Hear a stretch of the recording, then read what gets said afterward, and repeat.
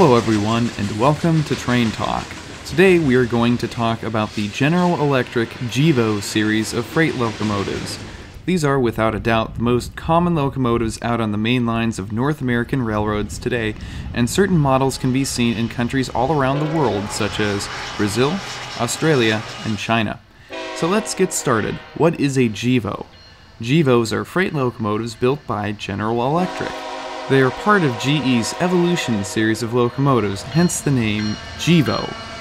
These locomotives were designed in the early 2000s as a replacement to their popular Dash 9 series of locomotives.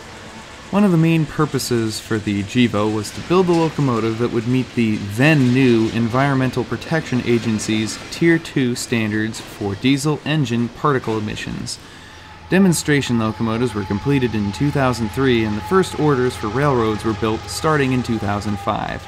Since then, the GEVO has become one of the most successful and widely used locomotives ever built, greatly outselling competing locomotives built by Electromotive Diesel. Nearly 7,000 locomotives have been built for North American railroads so far, with many more likely to be built in the future. In addition to having the nickname GEVO, the actual diesel engine that these locomotives use is called a GEVO. North American versions of the GEVO utilize a 12-cylinder engine called a GEVO-12, while some variants that are exported to foreign countries use a 16-cylinder version called a GEVO-16.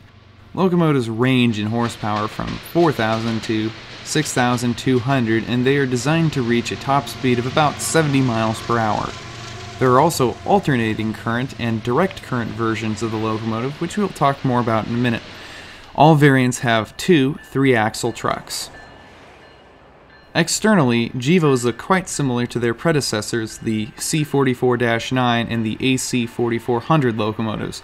However, the one key distinguishing feature is the enlarged radiator section on the GEVOs located to the rear of the locomotives. There are a few different types of GEVOs built for North American markets. Let's take a look at some of the most common ones now.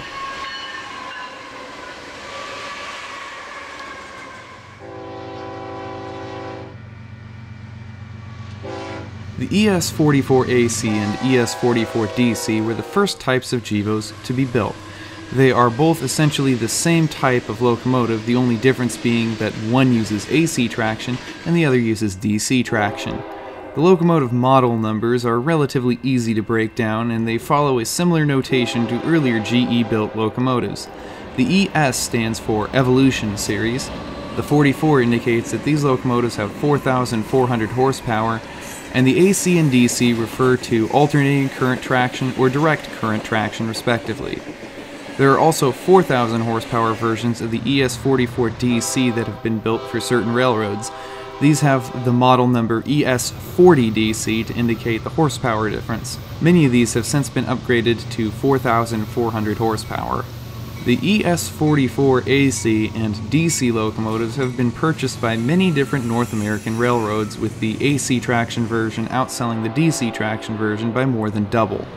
Currently, Union Pacific owns the most ES44ACs with over 900 in their fleet, and BNSF owns the most ES44DCs at over 700.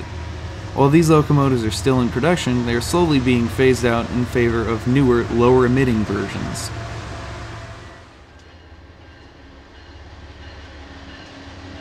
The ES44C4, built between 2009 and 2015, is a model that was almost exclusively built for BNSF, with Florida East Coast Railroad being the only other operator.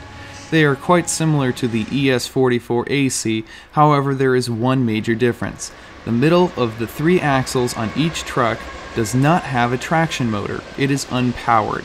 This difference is noted by the C4 designation in the locomotive model number, indicating that the locomotive's two C-type 3-axle trucks only have a total of 4 powered axles.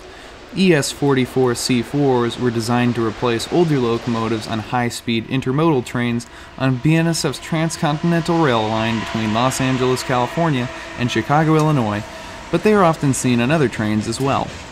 BNSF currently has over 1,000 of the locomotives, while Florida East Coast has just 24.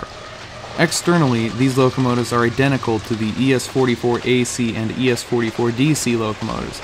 The only way to distinguish them is by individual locomotive numbers. Finally, we come to the newest of the GEVOs, the ET44C4 and the ET44AC.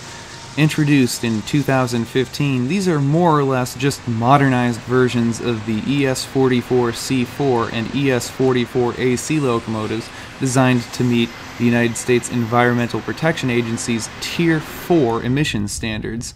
This update is reflected in the locomotive model number by the letter T for Tier 4. The ET44 locomotives are the only GEVOs distinguishable from the others in that the radiator section is even larger on the Tier 4 locomotives than previous GEVOs. In addition to the larger radiator section, there is also a raised section of the roof line located immediately in front of the radiators to accommodate special emissions control equipment. In later production versions of the ET44, this raised roof section was angled down on both sides due to a clearance issue with coal loading facilities on Norfolk Southern and CSX.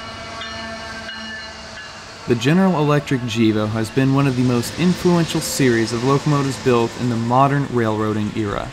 So many of them have been built that it is now hard to see a passing freight train on the main line that doesn't have at least one GEVO in the locomotive consist.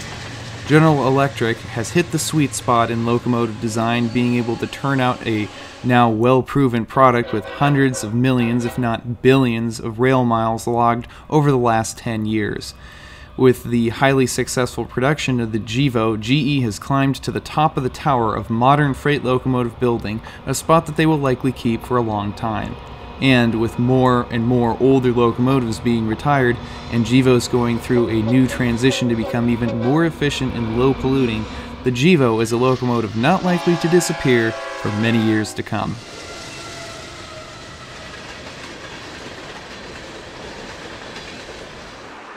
Thanks for joining me for this episode of Train Talk.